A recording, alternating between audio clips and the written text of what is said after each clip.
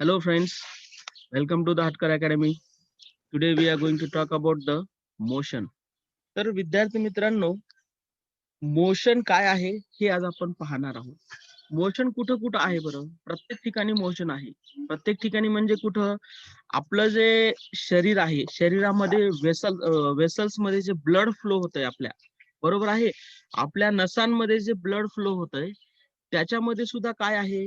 Motion आहे ना एक प्रकारचं. म्हणजे रक्ताचे जे मोशन चालू आहे, ते कंटिन्युअसली चालू आहे. आणि मी आधी पण तुम्हाला 1-2 एक्झाम्पल दिले होते लास्ट क्लासमध्ये. ते एक्झाम्पल काय होते, की आपण स्टेशनरी जरी वाटत असेल पृथ्वीवर बसल्यानंतर, तरी सुद्धा पृथ्वी स्वतःभोवती फिरत असते. म्हणजेच काय? स्वतःभोवती फिरत असते. म्हणजे काय करते? स्वतःभोवती पृथ्वी फिरत आहे. आणि आपण सुद्धा फिरतच आहोत. कसं फिरत आहोत? आपण पृथ्वीवर आहोत. आपल्याला वाटत आहे आपण स्टेशनरी आहोत. आपण जागेवर स्थिर आहोत. परंतु आपण आहोत का? तसं नाहीये. आपण पृथ्वी स्वतःभोवती फिरते, तर आपल्याला घेऊन सुद्धा फिरते ना. आणि मी तुम्हाला एक उदाहरण सांगितलं होतं ते आगाशी पाळण्याचं. त्याच्यामध्ये तुम्ही बसता, ठीक आहे. तिथं बसता ऍक्च्युअली तुम्ही फिरता का त्याच्यामध्ये? पण तो पाळणा फिरत असतो. परंतु तुम्हाला घेऊन फिरत असतो ना. बरोबर आहे. तशाच पद्धतीने इथं सुद्धा म्हणजे पृथ्वीवर आपण आहात. आपल्या पृथ्वीवरची प्रत्येक वस्तू, मग ते आपल्या कन्स्ट्रक्शन्स असो, आपल्या बिल्डिंग्स असो, स्कूल बिल्डिंग असो, कोणतीही वस्तू असो पृथ्वीवरची, ती पृथ्वी काय करते? त्या वस्तूंना घेऊन गोल, गोल, गोल, गोल, गोल, गोल फिरत असते. म्हणजे त्या वस्तू सुद्धा काय आहेत? मोशन मध्येच आहेत एक प्रकारचं. तर हे आपण पाहिलं होतं काल. आणि सगळ्यात महत्त्वाची गोष्ट काय पाहिली, की फ्रेम ऑफ रेफरन्स काय असतं. फ्रेम ऑफ रेफरन्सचा फायदा काय होता? फ्रेम ऑफ रेफरन्सचा फायदा हा आहे, की याच्यामध्ये काय आहे, की एखाद्या ऑब्जेक्टची पोझिशन दाखवायची असेल तुम्हाला. एखाद्या ऑब्जेक्टची पोझिशन दाखवायची असेल, तर तुम्हाला ते कशाच्या मदतीने दाखवायला लागेल? फ्रेम ऑफ रेफरन्सच्या मदतीने दाखवावं लागेल. हा एक्स ॲक्सिस आहे, हा वाय ॲक्सिस आहे आणि हा कोणता आहे? Z axis. ओके. आणि हा आहे तुमचा ओरिजिन 0. म्हणजे जर तुम्हाला एखाद्या पॉइंटचं पोझिशन दाखवायची असेल, काय म्हणतोय मी? कोणत्याही ऑब्जेक्टची पोझिशन दाखवायची असेल, तर तुम्हाला फ्रेम ऑफ रेफरन्सचाच वापर करावा लागेल. मी सांगितलं होतं तुम्हाला काल, की जर समजा ऑब्जेक्ट इथं असेल, तर तुम्ही कसा दाखवणार? समजा हा 1 आहे, हा 2 आहे, हा 3 आहे, हा 4 आहे. इथं 1, 2, 3, 4. पहा बरं हा कुठं आहे? समजा या पद्धतीनं हा लोकेट होत असेल इथं. याचा अर्थ काय आहे? हा 2,3 याचे लोकेशन आहे. या ऑब्जेक्टचं समजा हा एक ऑब्जेक्ट आहे, ए नावाचा ऑब्जेक्ट आहे. मग या ऑब्जेक्टचं लोकेशन दाखवलं आपण आणि हा कशात आहे? प्लेनमध्ये आहे. हा ऑब्जेक्ट कशामध्ये लाईव्ह होतोय? प्लेनमध्ये लाईव्ह होतोय. मग हे जे काही आपलं लाईव्ह होतंय, आता हे कशामध्ये? प्लेनमध्ये लाईव्ह झालं. म्हणजेच कशामध्ये झालं? 2 डायमेन्शनमध्ये झालं. तर हे दाखवण्यासाठी आपण काय केलं? क्लासिफिकेशन पाहिले होते. क्लासिफिकेशन. कोणते classification? Classification of motion. Classification of motion मध्ये आपण पाहिलं होतं, की वन डायमेन्शनल मोशन कशा पद्धतीने होतात? मोशन कशा पद्धतीने होत असते? एक वन डायमेन्शनल असते. मग दुसरं कोणतं आहे? 2 डायमेन्शनल. आणि त्यानंतर कोणतं आहे? 3 डायमेन्शनल. तर 3 प्रकारे मोशन होत असतात बघा. म्हणजे 3 डायमेन्शन मध्ये मोशन होऊ शकतात. तर तुमचं म्हणणं असेल वन डायमेन्शनचं उदाहरण. वन डायमेन्शनचं उदाहरण काय पाहिलं आपण?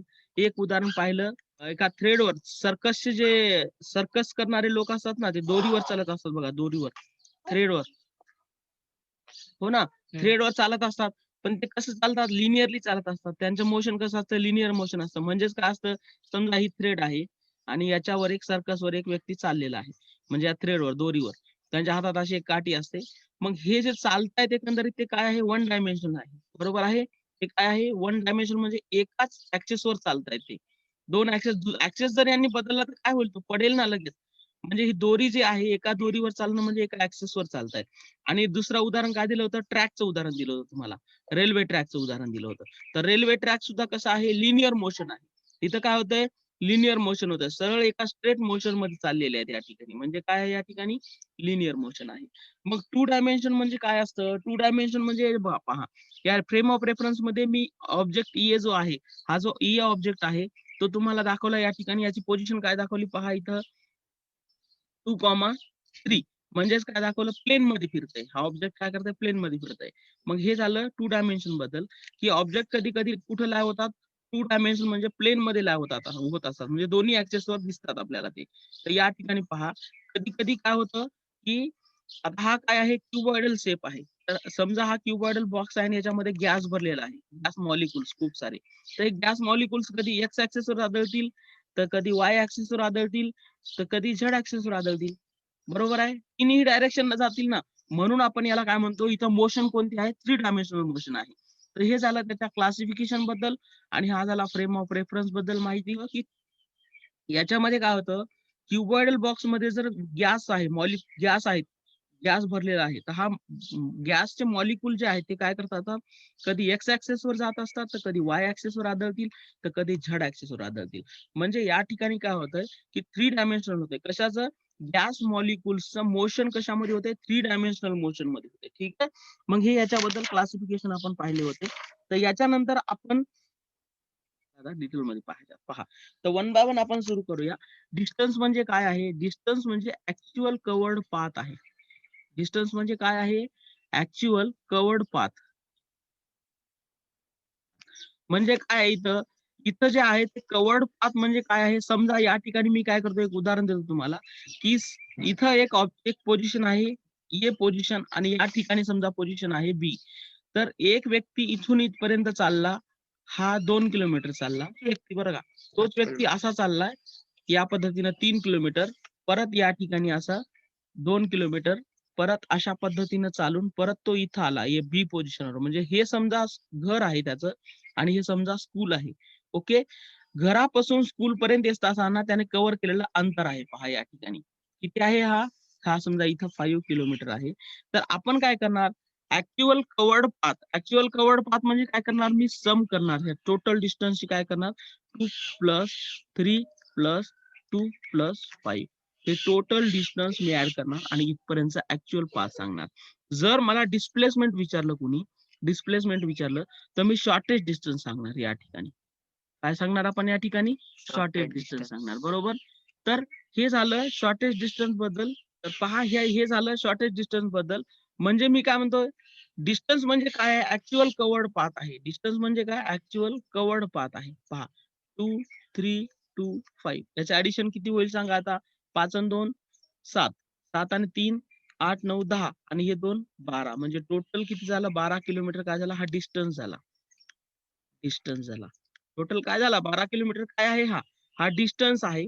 परंतु हा पहा, हे इथून एवढं अंतर जर समजा 5 किलोमीटर असेल, शॉर्टेस्ट डिस्टन्स, म्हणजे हा शॉर्टेस्ट डिस्टन्स किती कमी आहे. मग ह्या शॉर्टेस्ट डिस्टन्सला आपण काय म्हणत असतो, डिस्प्लेसमेंट म्हणतो एकंदरीत. काय म्हणत असतो, डिस्प्लेसमेंट. हा काय आहे, शॉर्टेस्ट डिस्टन्स. डिस्टन्स याला काय म्हणतो आपण, याला म्हणत असतो आपण डिस्प्लेसमेंट. आणि हा झाला डिस्टन्स. मग डिस्टन्स आणि डिस्प्लेसमेंट मधला फरक तर तुम्हाला चांगला समजला असेल. तर जर फरक पाहायचा असेल तुम्हाला, की डिस्टन्स आणि डिस्प्लेसमेंट नेमकं दोन्ही मध्ये फरक काय आहे, तर डिस्टन्स आणि डिस्प्लेसमेंट पहा, याच्याबद्दल पण खूप साऱ्या गोष्टी आहेत. की डिस्टन्स काय आहे, डिस्टन्स ऑलवेज पॉझिटिव्ह असतो बरं का. कसा असतो, distance is always positive. Always positive. Distance कधी पॉझिटिव्ह निगेटिव्ह असतो का, डिस्टन्स कधीही निगेटिव्ह नसतो. डिस्प्लेसमेंट पॉझिटिव्ह पण असू शकतो, निगेटिव्ह पण असू शकतो. डिस्प्लेसमेंट कसा असतो, पॉझिटिव्ह पण असू शकतो आणि निगेटिव्ह पण असू शकतो. मग आता दुसरी गोष्ट पहा, की डिस्टन्स काय आहे, distance is a scalar quantity. It is a scalar quantity. Distance is a scalar quantity.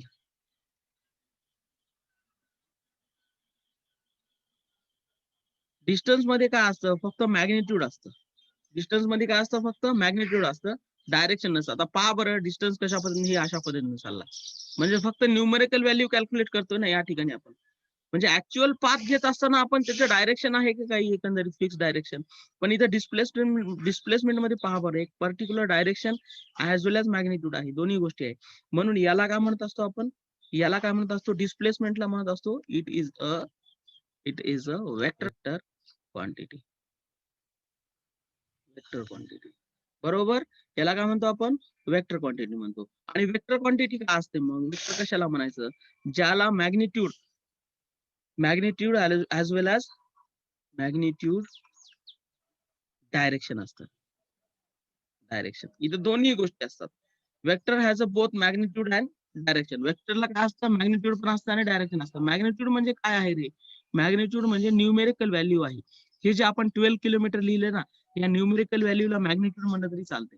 Confuse व्हायची गरज नाहीये. शब्द खूप मोठा वाटतो, एकदम मोठा वाटतो, हेवी वाटतो. मॅग्निट्यूड म्हणजे काय आहे की वेगळंच काहीतरी वाटतं, पण तो वेगळं काही नसून हे न्यूमेरिकल व्हॅल्यू आहे.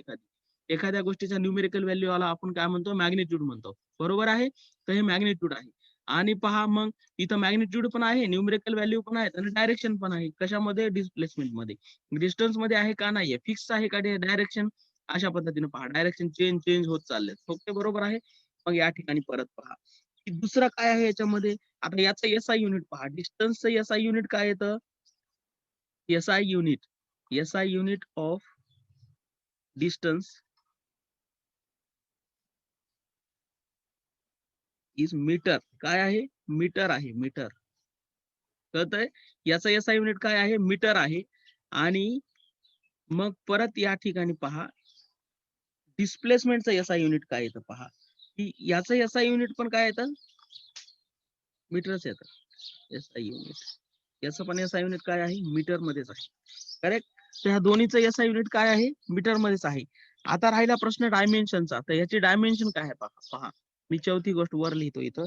तर याचा डायमेन्शन आहे M0L. हे M कशासाठी आहे? मास साठी आहे, L लेंथ साठी आहे, T टाइम साठी आहे, बरं का. तर हे त्याचं डायमेन्शन आहे. ठीक आहे.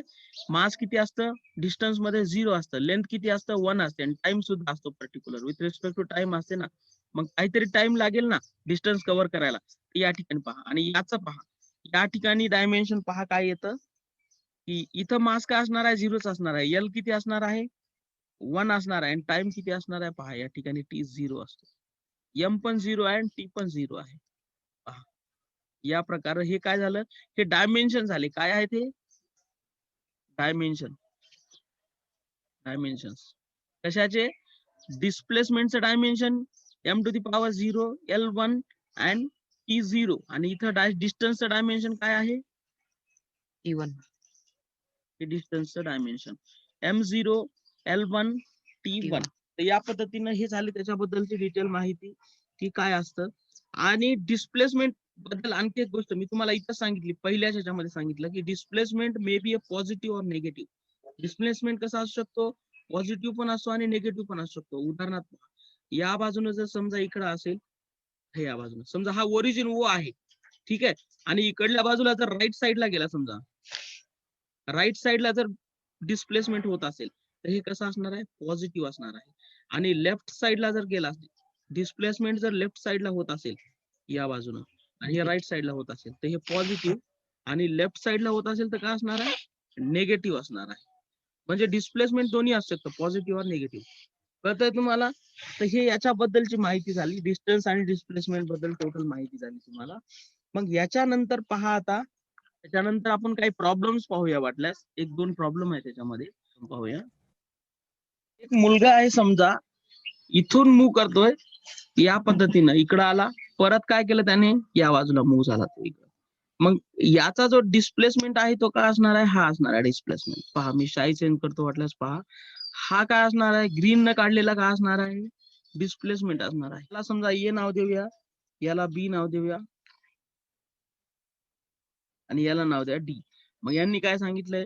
From A to D what is the displacement of the path travelled by the boy moving from A to B. Given figure मध्ये तुम्हाला दिलेला आहे हा 10 मीटर आणि हा दिलेला आहे समजा तुम्हाला 10 मीटर. तर हा अंतर तुम्हाला कॅल्क्युलेट करायचा. तुम्ही काय करणार? सरळ आहे, सोपं आहे. तुम्ही कोणता सूत्र वापरणार? पायथागोरसचा थेरम वापरणार. पायथागोरस, बरोबर आहे. पायथागोरसचा फॉर्म्युला वापरणार. पायथागोरसचा फॉर्म्युला काय असतो रे? की हे जे कर्ण आहे समजा, हा जो काही हायपोटेनियस आहे, हायपोटेनियसचा स्क्वेअर, हायपोटेनियसचा म्हणजे हा समजा एच स्क्वेअर आहे, याचा एच स्क्वेअर काय असणार आहे? हा बेस आहे, बरोबर आहे. बेसचा स्क्वेअर आणि हा काय आहे? परपेंडिक्युलर आहे. परपेंडिक्युलर या दोन्हीच्या स्क्वेअरच्या ऍडिशनच्या बरोबर हा असतो. म्हणजेच काय असणार आहे इथं? AD square is equal to AB square plus BD square म्हणजेच काय असणार आहे इथं इथं 10 स्क्वेअर प्लस 10 स्क्वेअर इथं काय येईल आता काढायचं आपल्याला ठीक आहे इथं एडी स्क्वेअर लिहूया तात्पुरतं आपण ओके मग या ठिकाणी पहा इथं काय येणार आहे 100 प्लस 100 म्हणजे इथं काय येईल 200 म्हणजे इथं एडी स्क्वेअर काय येईल आता पहा या ठिकाणी तर या ठिकाणी AD square is equal to 200 आहे तर मला सांगा याचं जर वर्गमूळ काढलं आपण याचा जर वर्गमूळ काढला 10 समजा अशा root पद्धतीनं 10 root 2. 100 तर इथं एडीची व्हॅल्यू येईल हे जे काही एडी आहे तिथं मग या ठिकाणी आता याला काय करावं लागेल आपल्याला याच्या मधात आपण पाहिलेलं आहे 9th मध्येच पाहिले की कशा पद्धतीने सोडवतो याला 100 दोन्ही काय करतो आपण 200 करत असतो बरोबर म्हणजेच या ठिकाणी हे जे 100 आहे तो काय येतं 10 म्हणजे हे बाहेर येऊन काय होतं 10 होतं आणि रूट मध्ये काय असतं 2 असतं म्हणजे ही एवढी व्हॅल्यू येते एडीची एडी इज इक्वल टू कारण 200 हे परफेक्ट स्क्वेअर आहे का रे परफेक्ट स्क्वेअर आहे का 200 नाहीये मग आपल्याला वर्गमुळात फिक्स लिहिता येईल का नाही लिहिता येत मग इथं काय इथं 10 रूट 2 येतं 10 इंटू रूट 2 हे उत्तर येतं आपलं करेक्ट आन्सर म्हणजे याची व्हॅल्यू किती आहे 10 रूट 2 या पद्धतीने आपल्याला याची व्हॅल्यू मिळते समजतंय तर अशा प्रकारचे प्रश्न विचारले जाऊ शकतात हे याच्याबद्दलचा प्रश्न झाला कशाबद्दल फक्त डिस्प्लेसमेंट बद्दल बरं का म्हणजे इन केस तुम्हाला जर डिस्प्लेसमेंट काढायला सांगितला आणि राईट अँगल असेल इथं तर आपण काय करू शकतो पायथागोरसचा फॉर्म्युला वापरू शकतो ठीक आहे तर हे झालं डिस्प्लेसमेंट काउंट करण्याची पद्धत आणखी एक एक्झाम्पल पाहतो नेक्स्ट घेऊया आपण आणखी एक एक्झाम्पल घेऊया आता डायरेक्शन कशा पद्धतीने असते पहा की हा काय आहे हे समजून घ्या हे साऊथ आहे समजा हे North. नॉर्थ आहे हे ईस्ट आहे East. आणि काय आहे हे वेस्ट या पद्धतीने हे डायरेक्शन आहे यांनी काय सांगितलं पहा फार्मर हॅज टू गो 500 म्हणजे काय झालं समजा ही पोझिशन आहे ए इथून काय केलं त्याने समजा 500 चालला तो किती 500 चालला इथपर्यंत ड्यू नॉर्थ आता नॉर्थ कडे किती चालला तो 500. 500 मीटर चालला नॉर्थ कडे किती चालला 500 मीटर आणि 400 ड्यू ईस्ट आता ईस्ट कुठं आहे या बाजूला म्हणजे इथून काय चालेल तो परत चालेल तो किती 200. 400 बरोबर इथं किती चालला तो 400 400. परत पहा हा चालला तो 400 मीटर चालला परत काय म्हणता येते की and 200 metre due south south कुठं आहे पहा आता खाली. साऊथ म्हणजे खालच्या बाजूला म्हणजे तो साऊथ कड किती चालतोय 200 मीटर चालला म्हणजे समजा हा एवढा अंतर आहे 200 मीटर तर या ठिकाणी मी लिहितो 200 मीटर मग आता त्यांनी काय विचारलं आपल्याला पहा की हे काढलं कन्स्ट्रक्शन केलं मी मग हे इथून एवढा जो आहे तो त्याचा काय आहे डिस्प्लेसमेंट आहे काय आहे डिस्प्लेसमेंट आहे मग हा जो काही आहे रेड मध्ये तो काय आहे डिस्प्लेसमेंट आहे मग त्यांनी आपल्याला विचारलंय काय विचारलं त्यांनी की what distance he has to walk to reach the field आता समजा इथून ए पासून बी पर्यंत पोहोचण्यासाठी त्याला डिस्टन्स किती कव्हर करावा लागला तो काढायचा आणि जर डिस्टन्स काढायचा असेल तर सोपं आहे काय आहे डिस्टन्स इज इक्वल टू काय येतं 500 मीटर प्लस हे 400 मीटर प्लस 200 मीटर बरोबर सोपं तर डिस्टन्स निघून जाईल 5 आणि 4 किती झालं 900 9 आणि 2 किती झालं 1100 म्हणजे टोटल डिस्टन्स किती झालं रे 1100 मीटर त्याचा डिस्टन्स झाला टोटल फक्त डिस्टन्स बरोबर आहे डिस्टन्स काढणं एवढं सोपं आहे बघा आता काढायचं आपल्याला काय काढायचं आता डिस्प्लेसमेंट पाहायचं आपल्याला तर डिस्प्लेसमेंट कसा काढता येईल आता ही जर मला कॅल्क्युलेट करायचं असेल ए बी हे एवढा कॅल्क्युलेट करायचं आहे तर मला काय करावं लागेल मग इथून जर मी समजा अशा पद्धतीने एक परपेंडिक्युलर काढून घेतला असा समजा इथून सरळ स्ट्रेट काढून घेतला सरळ स्ट्रेट काढला तर हा जो काही अंतर असेल हे पहा मी काय करतो की हा जो 200 आहे याच्या बरोबर हा पण 200 असेल करेक्ट 200 मीटर असेल बरोबर मग मला काय करायचं आता की हे जर 200 मी मायनस केलं या 500 मधून तर हे अंतर भेटेल मला 300. समजा मी याला नाव काय देतो एक ठराविक नाव देऊया आपण याला ई नाव द्या आणि याला बी नाव द्या बरोबर मग हा मला जर ई ए काढायचा असेल किंवा ए काढायचा असेल तर मी काय करतो हे 200 जर मायनस केलं पूर्ण 500 मधून तर मला भेटतं 300 म्हणजे हा अंतर किती आहे 300 आहे आता मला काढायचं काय डिस्प्लेसमेंट काढायचं आहे डिस्प्लेसमेंट म्हणजे हे काढायचं आहे बरोबर आहे आणि इथं किती आहे 400 आहे हा रेक्टँगल बनतोय ना हा रेक्टँगल बनतोय मग रेक्टँगलच्या अपोजिट साइड काय असतात, इक्वल असतात. म्हणजे हा सुद्धा काय आहे, 400 मीटर आहे. मग हे 400 आणि हे जर 300 येत असेल, तर आता पहा आपल्याला ही तिसरी साइड ए बी काढायला सोपं आहे. मग पायथागोरस काय सांगतात, पायथागोरस सांगतं की A B square is equal to the A square plus E B square. बरोबर आहे. मग या ठिकाणी आता आपल्याला काय करावं लागतं, इथं 300 स्क्वेअर प्लस इथं किती येणार आहे, 400 स्क्वेअर इज इक्वल टू हे किती येणार आहे, किती येतं वर्ग याचं सांगा बरं, 90,000 येते. कसा काढायचा वर्ग माहिती आहे ना, शॉर्टकट टेक्निक. 3चा वर्ग किती येतं, 9. इकडे पहा, 3चा वर्ग किती येतं, 9 9. येतं. 9 लिहिलं आणि एका शून्याच्या जागी 2 शून्य लिहायचे असतात आपल्याला. वर्ग काढत असताना एक शून्याच्या जागी 2 शून्य, एकाचे 2 करून टाकायचे. पहा इथं एकाचे 2 म्हणजे 90,000 होऊन जातं टोटल. इथं सुद्धा सेम आहे. 4चा वर्ग किती येतो सांगा रे, 16. एका शून्याचे 2 शून्य होतात इथं आणि परत ह्या शून्याचे 2 शून्य, तर वर्ग एवढा होते. मग याचं सम करा आता किती होते. हे किती आहे रे, 1,60,000 आणि हे किती आहे, 90,000. तर टोटल सम किती होते सांगा, 2,50,000 होईल. 50,000. पहा या ठिकाणी, म्हणजे हे एवढं उत्तर येते. बरोबर आहे. हे ए बी. आणखी काय नाही, बी दोनदा झालं होतं, मी त्या ठिकाणी डी घेतलं बरं का, एडी स्क्वेअर काढायचा समजा आपल्याला. ठीक आहे.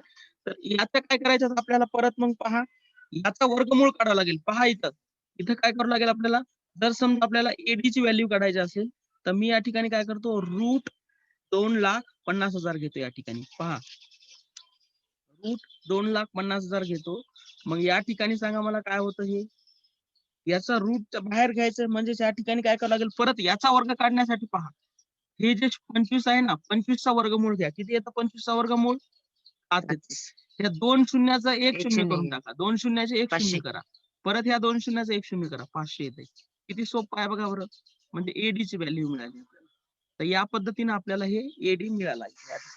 एडी काय आहे मग या ठिकाणी, 500 मोशन. युनिफॉर्म मोशन म्हणजे काय आहे हे पाहायचं आपल्याला. या ए पोझिशन पासून बी पोझिशन पर्यंत आपल्याला जायचं आहे. तर इथं ऑब्जेक्ट आहे, इथं समजा एक गाडी आहे आपली, इथं काय आहे समजा आपली गाडी आहे, अशा पद्धतीने गाडी आहे. ठीक आहे. मग ही गाडी टाइम कव्हर करते काय, समजा इथून एवढा, हे 3 किलोमीटरचं अंतर आहे. हा किती मिनिटात कव्हर केला त्यांनी, 5 मिनिटात कव्हर केला समजा, 5 मिनिट्स. ओके. मग परत इथून 3 किलोमीटरचं अंतर काय केला त्यांनी, 5 मिनिटातच कव्हर केला समजा, आणि परत 3 किलोमीटरचं अंतर 5 मिनिटातच कव्हर केला. होतंय काय सांगा बरं. आणि हा सुद्धा 3 किलोमीटरचं अंतर आहे, तर हा सुद्धा 5 मिनिटात कव्हर केला. तर घडतंय काय की टाइम इंटरवल आणि डिस्टन्स, टाइम आणि डिस्टन्स काय होतं, इक्वली स्वाईप होते. पहा टाइम आणि डिस्टन्स कसं आहे, इक्वल आहे.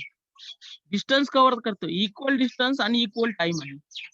म्हणजे काय होतं इथं, equal distance and equal time, equal distance and equal time, equal time. कळतंय का तुम्हाला. म्हणजे याला काय म्हणतो आपण, युनिफॉर्म मोशन. हे जे मोशन आहे ऑब्जेक्टचं मोशन, ते काय होतंय, इक्वल डिस्टन्स आहे आणि इक्वल टाइम आहे. मग अशा सिच्युएशन मध्ये काय म्हणतो, हे जे मोशन आहे ते काय आहे, युनिफॉर्म मोशन आहे, इक्वल डिस्टन्स आणि इक्वल टाइम. आणि प्रत्येक ठिकाणी असंच घडतं का बरं, इक्वल डिस्टन्स आणि इक्वल टाइमच असतं का.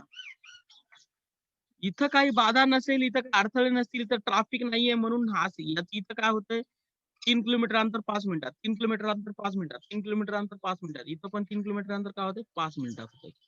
पण समजा या ठिकाणी इथून निघतोय एक ऑब्जेक्ट ए पासून आणि इथपर्यंत जातोय बी पर्यंत, या पद्धतीनं सुरुवातीला त्याला इथपर्यंत म्हणजे 3 किलोमीटर यायला 5च मिनिट लागले, आणि इथं खूप सारी ट्रॅफिक होती मध्यंतरी, तर 3 किलोमीटर यायला त्याला काय झालं समजा 10 मिनिट लागले.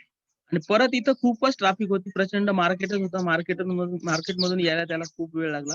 3 किलोमीटर इथला एवढा डिस्टन्स कव्हर करायसाठी त्याला लागला समजा 15 मिनिट. तर पहा बरं, म्हणजे काय, आणि इथला 3 किलोमीटरचा अंतर मग शेवटचा त्यांनी काय केलं, 5च मिनिटात कव्हर केला समजा. तर या ठिकाणी इक्वल आहे का बरं, नाही. टाइम आणि डिस्टन्स इक्वली हे होते का, टाइम आणि डिस्टन्स इक्वल आहे का, नाहीये. मग अशा वेळेस आपण काय म्हणतो, हे जे मोशन आहे ते कसं आहे, नॉन युनिफॉर्म मोशन आहे. काय आहे, non uniform motion. Non uniform motion समजते का? युनिफॉर्म मोशन आणि नॉन युनिफॉर्म मोशन मधला फरक समजला की तुम्हाला? युनिफॉर्म मोशन म्हणजे काय? इक्वल इंटरवल, टाइम इंटरवल आणि equal distance. Equal distance covered in equal time. बरोबर आहे? आणि इथं काय होतंय? Equal distance equal time. इथं इक्वल आहे इथं, पण इथं इक्वल आहे का पहा? इक्वल आहे का? ह्या दोन गोष्टी जरी मॅच झाल्या समोर आणि शेवटी, परंतु मध्यंतरी काय झालं? टाइम आणि डिस्टन्स इक्वल आहे का? नाहीये. म्हणून या ठिकाणी आपण याला काय म्हणतो? नॉन युनिफॉर्म मोशन म्हणतो. आणि इथं काय म्हणतो? युनिफॉर्म मोशन म्हणत असतो. तर हे झालं युनिफॉर्म मोशन आणि नॉन युनिफॉर्म मोशन बद्दल. तर बाकीचे पॉइंट्स आपण नेक्स्ट उद्याच्या क्लासमध्ये पाहूया की डिस्प्लेसमेंट कशा पद्धतीने आपण एक्सप्रेस करत असतो. स्पीड काय आहे, वेलोसिटी काय आहे, या सर्व गोष्टीबद्दल उद्या परत आणखी चर्चा करूया आपण डिटेलमध्ये.